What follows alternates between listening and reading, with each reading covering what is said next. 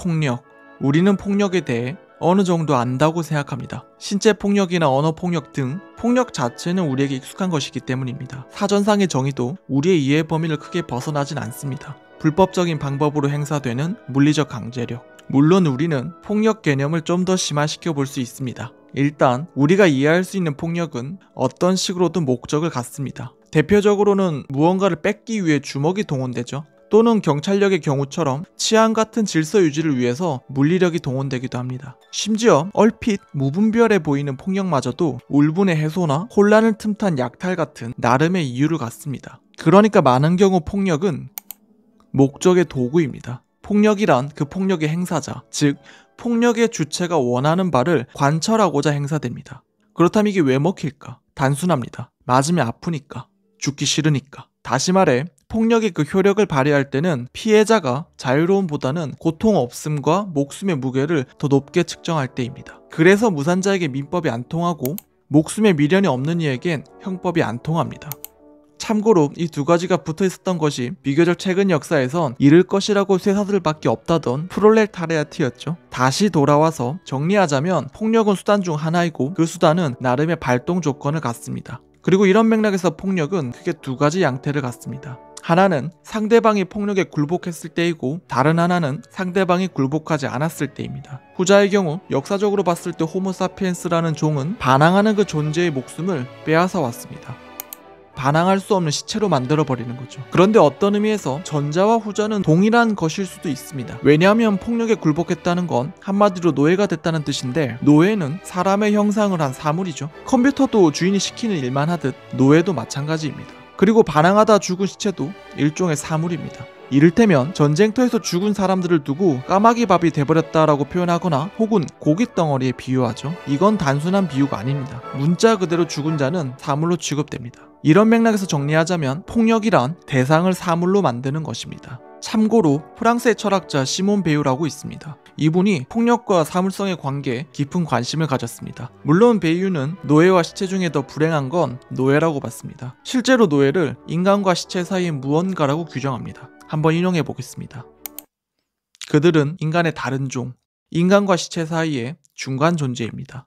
어떤 사람이 사물이라는 사실은 논리적 관점에서 모순입니다. 그런데 그처럼 불가능한 게 현실이 되면 모순은 영혼을 분열시킵니다. 즉 죽음이 평생의 삶 속에서 지속되는 것입니다. 그 생명은 사멸하기 훨씬 전부터 죽음에 의해 얼어붙은 생명인 것이지요. 그러니까 노예는 일종의 살아있는 시체입니다. 육체적으로는 살아있을지 몰라도 내적으로는 죽은 상태입니다. 그래서 시몬 베유는 노예가 내적인 삶을 잃었다는 점에서 어느 누구도 노예보다 더 많은 걸 잃을 수는 없다고 평하기도 했습니다. 그런데 폭력엔 역설이 있습니다. 왜? 인간이란 불완전하고도 유한한 존재이기 때문입니다. 이게 무슨 말이냐? 쉽게 말해 폭력을 행사하는 주체가 무적이 아니라는 뜻입니다. 유명한 말 하나 소개해보죠. 에이브럼 링컨은 모든 사람을 자유롭게 만들었지만 세뮤얼 콜트는 그들을 평등하게 만들었다. 링컨이야 노예 해방으로 다 알지만 세뮤얼 콜트는 누구죠? 리벌버 권총을 널리 보급시킨 인물입니다. 쉽게 말해 권총 앞에선 너도 한 방이고 나도 한 방이라는 거죠. 이게 의미하는 바가 큽니다. 그리 비싸지도 않은 무기 하나에 누구나 다 평등해진다는 것. 그러니까 인간 몸뚱이의 유한함이라는 건 굉장한 변수입니다. 심지어 무기의 타격을 받지 않아도 결국엔 아프거나 늙죠. 아무리 강한 권력자일지라도 취약한 순간은 반드시 찾아오기 마련입니다. 당연한 말이지만 이 유한성은 꼭 신체성에 국한되는 게 아닙니다. 정치적으로도 모든 건 유한합니다. 사회는 여러 집단들이 이산집합한 형태이고 이곳은 적의 적은 친구다라는 식의 복잡한 관계로 이루어져 있습니다. 적의 적 정도면 양반이죠. 실제로는 적의 적의 적의 적의 적 같은 현기증 나리만큼 꼬리에 꼬리를 무는 관계들로 가득합니다. 사회생활 피곤합니다. 아무튼 이런 상황에서 절대 권력? 그런 거 없습니다. 무슨 슈퍼맨도 아니고 슈퍼맨도 크립토나이트라는 약점이 있는 마당에 결국 정치적 관계란 유한한 인간이 다른 유한한 인간들을 자기 편으로 늘려나가는 과정입니다. 여기서 노골적인 폭력을 쓴다? 명분도 없이? 인터넷에 유행하는 죽창 드립처럼 폭력 당사자와의 직접적인 원한관계도 부담이지만 그걸로 인해 내가 가진 정치적 관계의 약한 고리들이 떨어져 나가는 것도 만만찮은 부담입니다. 그래서 큰 폭력을 썼을 때 이것이 자칫 전쟁으로 비화된다면 그땐 모든 게 불확실성으로 끌려 들어가는 겁니다. 흔히 쓰는 길고 짧은 건 대봐야 안다라는 말이 괜히 있는 말이 아닙니다. 일단 전쟁이란 소용돌이가 생기면 그 안에서 무슨 일이 터져 나올지 모릅니다. 꼭 직접적인 전투가 아니더라도 내부에 쌓여온 모순의 고름이 터질 수도 있고 생각지도 못한 배신이 생기기도 합니다. 그렇지만 여기서 끝이 아닙니다. 상황이 이렇게나 불안정한데도 폭력은 현실 진단을 위한 감각마저 마비시키기 때문입니다. 앞서 폭력은 대상을 사물로 만드는 것이라고 했죠. 혹시 물건 앞에서 긴장하는 사람 있습니까? 책걸상 때문에 자아성찰하는 사람은 없습니다. 물론 이건 당연합니다. 내가 움직여주는 게 아니라면 가만히 있을 수밖에 없는 수동적인 사물 앞에서 무슨 특별한 성찰을 하겠습니까? 딱 그 정도 현실 파악만 하면 족합니다. 그래서 혼자 있으면 되레 자의식이 과잉되죠. 반대로 자아성찰같이 현실적인 내 위치를 파악하려는 노력, 즉 자기 객관화의 시도는 내 마음대로 안 되는 타자 앞에서 이루어집니다. 유혹을 하건 고립을 시키건 이를 위한 현실적인 진단과 전략이 필수적이기 때문입니다.